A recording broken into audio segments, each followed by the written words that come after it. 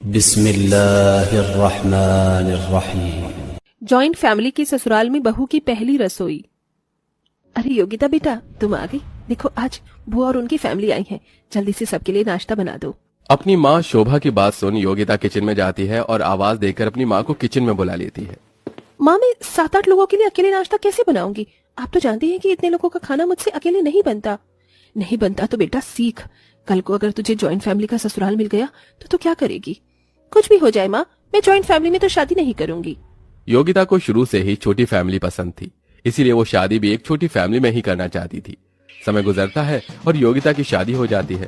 शादी के बाद योगिता जैसे ही अपने ससुराल जाती है तो मानो उसके पैरों तले जमीन खिसक जाती है। हे भगवान, मुझे तो लगता था कि मेरे ससुराल में 3-4 लोग ही होंगे, लेकिन यहाँ तो सारा गांव ही मेरा ससुराल है। अब तेरा क्या होगा योगिता? इतनी बड़ी ज्वाइंट फैमिली देखकर योगिता को रात भर नींद नहीं आती। न जाने कल पहली रसोई में मेरा क्या हाल होगा। हे भगवान, अब तू ही मेरी मदद कर। जैसे तैसे करके रात गुजरती है। अगले दिन होते ही योगिता तैयार हो जाती है और नीचे हॉल में आ जाती है। आज मेरी देवरानी की पहली रसोई की रस्म है, तो तुम मलाई चाप, दम आलू मटर पनीर, पालक पनीर, मिक्स वेज और रायता बना लेना। और भाभी, मेरे लिए तो आप आलू और पनीर के पराठे बनाना। मैं तो बहुत बूढ़ी हो चुकी हूँ, ये सब मुझसे नहीं खाया जाएगा। मेरे लिए तो बस सादी खिचड़ी ही बना दे। इतनी सारी वैरायटी सुन बेचारी योगिता 2 मिनट के लिए अपने होश खो बैठती है। जैसे तैसे करके योगिता खुद को संभालते हुए खाने की तैयारी करती है कि तभी योगिता की नंद कनिका किचन में आती है। भाभी, आप तो जानती हैं कि हमारी कितनी बड़ी जॉइंट फैमिली है, तो खाना आप इन छोटे छोटे बर्तन में मत बनाना। सामने जो बड़े पतीले रखे हुए हैं उनमें ही बनाना। हाँ, क्यों नहीं, मैं तो बावर्ची हूँ ना।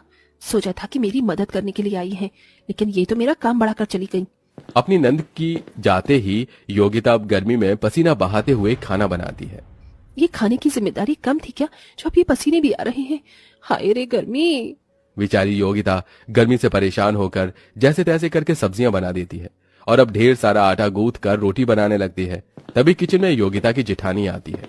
योगिता, तुम कैसी सूखी सूखी रोटियां बना रही हो? हमारे घर में सब मुलायम और घी वाली रोटियां ही खाते हैं। जरा ढंग से बनाओ, और हाँ, कम से कम 70-80 रोटियां बनाना। विनीता की बात से योगिता को मन ही मन गुस्सा तो बहुत आता है। जैसे तैसे कर योगिता मुलायम रोटी बनाने की कोशिश करती है, लेकिन इतनी सारी मुलायम रोटियां बनाना योगिता के लिए काफी मुश्किल होता है। जैसे तैसे करके योगिता पहली रसोई का खाना बनाकर तैयार कर देती है और पसीने से तरबतर होकर सबको परोसती है। ये क्या बहू, तू खाना बना रही थी या नहा रही थी? तेरे सारे कपड़े भीगे क्यों हैं? अब कपड़े भीगेंगे नहीं तो क्या सूखे हुए मिलेंगे? कौन सा मैं एसी में बैठकर खाना बना रही थी? अरे बहू, खाना तो अच्छा है, लेकिन रोटियां जरा कच्ची रह गई। अरे हलवे में भी मीठा कम है। एक इंसान से गांव भर जितना खाना बनवाओगे तो खाने में कमी तो रहेगी। चलो, एक बात तो अच्छी है कि आज पहली रसोई की रस्म थी, इसीलिए इतना सब कुछ बनाना पड़ा। कल से तो इन सब से छुट्टी मेरी।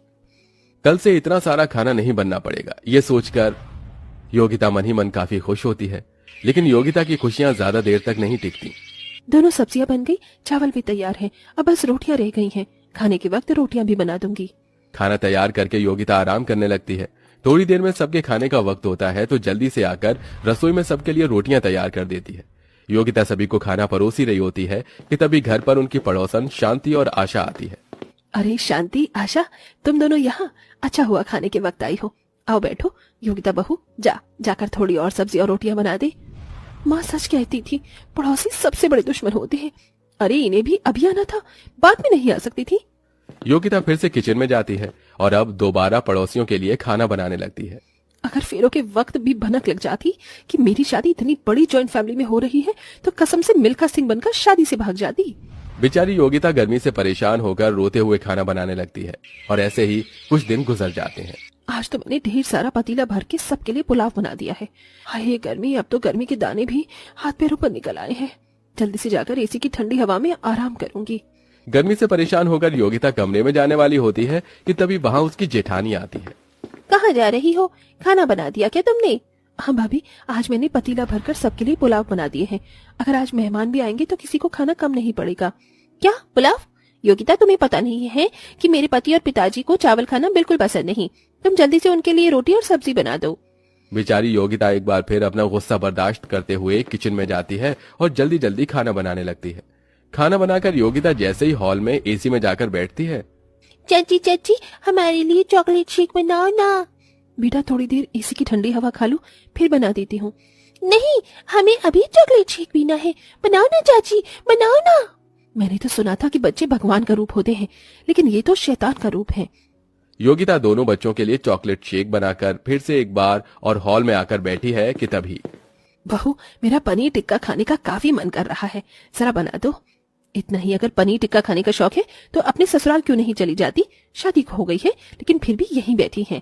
योगिता फिर एक बार और किचन में जाती है और गर्मी में पनीर टिक्का बनाकर बुआ को दे देती है कि तभी फिर अरे भाभी, आप यहाँ हो और मैं आपको आपके कमरे में ढूंढ रही थी। मेरी कुछ सहेलियां आने वाली हैं, प्लीज उनके लिए कुछ अच्छा सा स्नैक बना दो। मन तो कर रहा है तुम्हें फ्राई कर तुम्हारी सहेली को खिला दो। हे भगवान, कितनी जालिम है मेरे ससुराल वाले, 2 मिनट भी एसी की ठंडी हवा नहीं खाने देते। हर वक्त रसोई में रहकर खाना बनाने की वजह से योगिता की तबीयत खराब होने लगी थी। योगिता के शरीर पर गर्मी के लाल दाने निकल आए थे। वहीं योगिता पहले से काफी ज्यादा कमजोर हो चुकी थी। योगिता, तुम्हारी तबीयत तो ठीक है ना? जब से आई हो पहले से काफी ज्यादा कमजोर हो चुकी हो। कमजोर नहीं तो क्या तंदुरुस्त होंगी? जब से घर में आई हूँ तब से मेरा पूरा वक्त ही किचन में गुजरता है। किचन में खाना बनाकर मेरे शरीर का आधा खून खत्म हो गया है। योगिता की हालत देख अर्जित को बुरा तो लगता है, लेकिन फैमिली की वजह से चाहकर भी अर्जित योगिता की कोई मदद नहीं कर पाता। पूरे दिन के साथ साथ अब रात भर भी योगिता को किचन में ही लगे रहना पड़ता था। ऐसे ही समय गुजरता है और आज इतनी भयंकर गर्मी में पहली बार बारिश होती है। चलो, भगवान को मुझ पर थोड़ा बहुत तो तरस आया। अच्छा हुआ बारिश हो गई, अब थोड़ी बहुत तो गर्मी कम लगेगी। योगिता काफी खुश होती है। तभी योगिता की खुशी को भंग करने के लिए उसका देवर आता है। भाभी, कितनी अच्छी बारिश हो रही है ना, क्यों ना इस बारिश में गर्मा गर्म पकौड़े हो जाएं? हाँ, इसी की कमी थी। 2 मिनट भी ये लोग मुझे चैन से नहीं रहने देते। योगिता किचन में जाती है और फिर से गर्मी में परेशान होकर सबके लिए पकौड़े बनाने लगती है। जरा जल्दी पकौड़े ले आ। जी माँ जी। रोज रोज रसोई का काम संभालते संभालते अब योगिता की हालत और ज्यादा खराब होने लगती है। अब तो शरीर में बिल्कुल भी ताकत नहीं बची। आज तो मैं सबके लिए दाल चावल ही बनाऊंगी।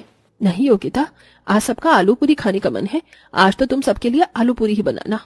आलू पूरी का नाम सुन बेचारी योगिता रोने लगती है और जाकर पूरी तलती है। तभी अचानक गरम गरम तेल की कढ़ाई योगिता के हाथ और पैर पर गिर जाती है। मेरा हाथ! योगिता की आवाज सुनकर सभी लोग किचन में आते हैं और जल्दी से उसे डॉक्टर के पास लेकर जाते हैं। बहू, तू ऐसे क्या कर रही थी जो तेरे हाथ पर कढ़ाई का सारा तेल गिर गया? जरा ध्यान से काम करती। ध्यान से काम करती तो आज तुम्हारी ये हालत नहीं होती। तुम इतनी गैर जिम्मेदार कैसे हो सकती हो? योगिता की ऐसी हालत देखकर सभी लोग उसे ही दोष देते हैं, जिसे देख अब अर्जित अपना पारा खो बैठता है। अरे बस करिए आप, ये जो भी कुछ योगिता के साथ हुआ है इन सब के जिम्मेदार आप लोग हैं। जब से योगिता इस घर में आई है तब से आपने उसे बावर्ची बना के रखा हुआ है। कभी ये खाना बना दो, कभी वो बना दो, कभी ये कर दो, कभी वो कर दो। अरे कभी खुद भी जाकर उसकी मदद की है? बहू लेकर आए थे या बावर्ची? देखिए क्या हालत बना दी है आपने उसकी। ये किस तरह से बातें कर रहे हैं? माँ जी, इन्हें माफ कर दीजिए। अर्जित की ऐसी बातें सुन घर में सबको उनकी गलती का एहसास होता है। अजीत बिल्कुल ठीक कह रहा है। बहू, ये हमारी गलती है कि आज तेरी जो ऐसी हालत है। हम सबको तेरी मदद करनी चाहिए थी, लेकिन हमने तुझ पर सारी जिम्मेदारी छोड़ दी। हमें माफ कर देना, लेकिन हम वादा करते हैं कि अब हम सब मिलकर तुम्हारी मदद करेंगे। अपनी जेठानी और सास की बात सुन योगिता काफी खुश होती है, जिसके बाद अब सभी लोग योगिता के ठीक होने तक उसका काफी अच्छा ध्यान रखते हैं। वहीं योगिता के ठीक होते ही सब मिलकर घर के सारे काम और रसोई की जिम्मेदारी संभालते हैं और अब योगिता जॉइंट फैमिली में भी हंसी खुशी से रहती है।